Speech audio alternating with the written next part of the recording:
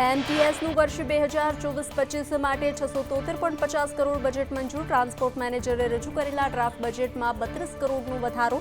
Ring road સહિત ઓરડા વિસ્તારમાં નવા રૂટ શરૂ કરાશે. એમટીએસ ડેપો ટર્મિનોમાં કાર્ડ હોલ્ડરોને વેરીફાઈની સુવિધા આપવામાં આવશે. અમદાવાદમાં એમજે લાઇબ્રેરી માટે 18.74 કરોડનું બજેટ મંજૂર. ફાયર સિસ્ટમ માટે 40 લાખની જોગવાઈ. સાહિત્ય કોર્નર માટે 20 લાખની જોગવાઈ. વીએસ હોસ્પિટલ માટે 261.95 કરોડનું બજેટ મંજૂર. અદ્યતન તબીબી સાધનો વસાવવા 3.5 કરોડની જોગવાઈ. ગરીબ દર્દીઓની દવાઓ માટે 2 કરોડની જોગવાઈ. ઓપીડી બિલ્ડિંગના રિપેરિંગ રેટ્રોફિટિંગ માટે 40 કરોડ. હરણી દુર્ઘટનાને લઈ વાલી મંડળની સીપીને રજૂઆત. દુર્ઘટનામાં જવાબદારો સામે કડક કાર્યવાહી કરવા માંગ. મૃતકના પરિવારજનો સાથે રાખી પોલીસ કમિશનરને રજૂઆત કરવામાં આવી. 15 દિવસ વીત્યા છતાં પગલાં નહીં ભરાતા ઉગ્ર રજૂઆત. વડોદરામાં ટ્રાફિકના પાઠ શીખવતા પોલીસકર્મીની બેદરકારી આવી સામે. અટલ બ્રિજ પર બાઇક પર રોંગ સાઇડ જતા પોલીસકર્મી. શું પોલીસ આ રીતે જનતાને ટ્રાફિકના પાઠ ભણાવશે? પોલીસ કર્મચારીઓનો હેલ્મેટ વગરનો વિડીયો વાયરલ. વડોદરામાં મર્યાદા કરતાં વધુ વિદ્યાર્થીઓ બેસાડનાર સ્કૂલ વાન. રિક્ષાઓ ડિટેઇન કરવામાં આવી. 100થી વધુ સ્કૂલ વાહનો કરવામાં આવ્યા ડિટેઇન. ટ્રાફિક પોલીસની 15થી વધુ ટીમો દ્વારા સ્પેશિયલ ડ્રાઇવ. અમદાવાદમાં 3 દશક પછી દોડશે ડબલ ડેકર બસ. 6 કરોડના ખર્ચે 7 ડબલ ડેકર બસ આજથી શરૂ. વાસણાથી ચાંદખેડા સુધી પ્રથમ બસ. સુરતમાં રોડનો જશ લેવા શાસક અને વિપક્ષ સામસામે. એક જ આઇકોનિક રોડનું 2 વખત ખાતમુહૂર્ત કરાયું. શિક્ષણ મંત્રી પ્રફુલ્લ પાનસેરિયાના હસ્તે ખાતમુહૂર્ત. ગતરોજ વિપક્ષે કર્યું હતું ખાતમુહૂર્ત.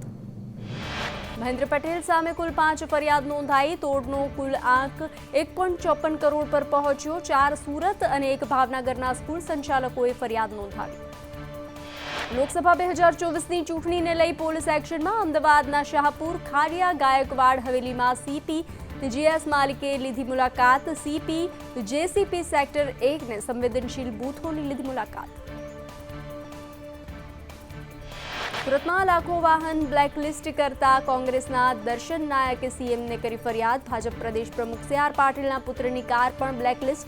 રજીસ્ટ્રેશન ફી ભરવાની પેન્ડિંગ હોવાનું જણાવી વાહન બ્લેકલિસ્ટ કરાયા. એમસીના ભ્રષ્ટાચારી અધિકારી સુનિલ રાણા ભૂગર્ભમાં. એસીબીએ ગુનો નોંધ્યા બાદ હજુ નથી પકડાયો સુનિલ રાણા. 306% વધુ પ્રમાણમાં સંપત્તિ મળતા નોંધાયો છે ગુનો. સુનિલ રાણા દબાણના નામે કરતો હતો તોડ.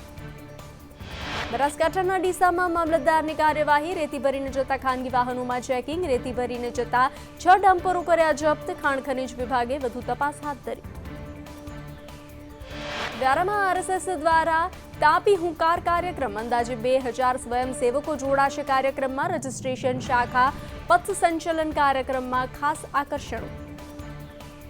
વેજલપુર સ્ટાર્ટઅપ ફેસ્ટિવલની શરૂઆત. મુખ્યમંત્રી ભૂપેન્દ્ર પટેલ પણ કાર્યક્રમમાં હાજર.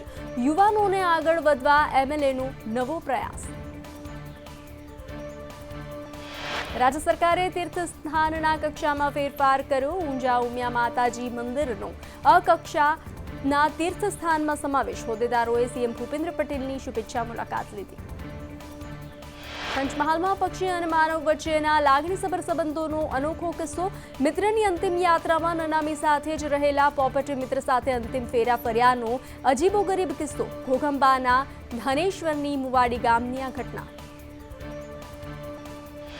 ઉના તોડકાંડના આરોપી પીઆઈ નિલેશ અને એએસઆઈ નિલેશ મૈયા પોલીસ પકડથી દૂર. એએસઆઈ નિલેશ મૈયાના આગોતરા જામીન નામંજૂર. 1 મહિના પછી પણ એસીબી આરોપીને પકડી શકી નથી.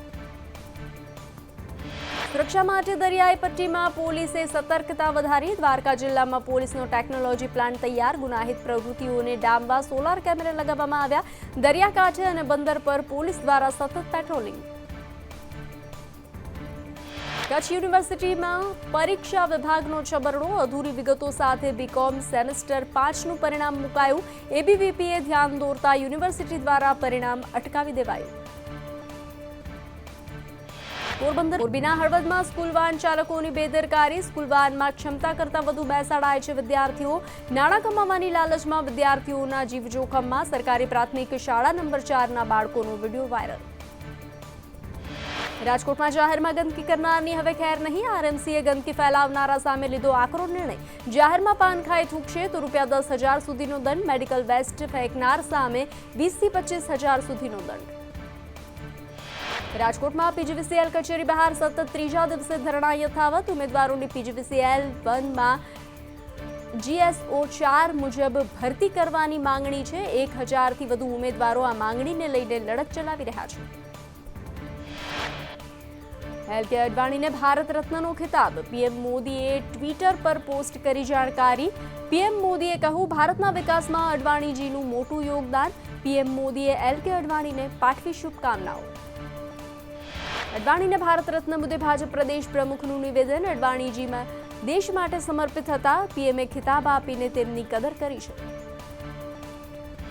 ભાજપના ધારાસભ્ય અમિત ઠાકરનું નિવેદન. અડવાણીજીને ભારત રત્ન આપવાનું પગલું સરાહનીય. નિર્ણય બદલ પીએમને ધન્યવાદ આપો એટલા ઓછા પડે.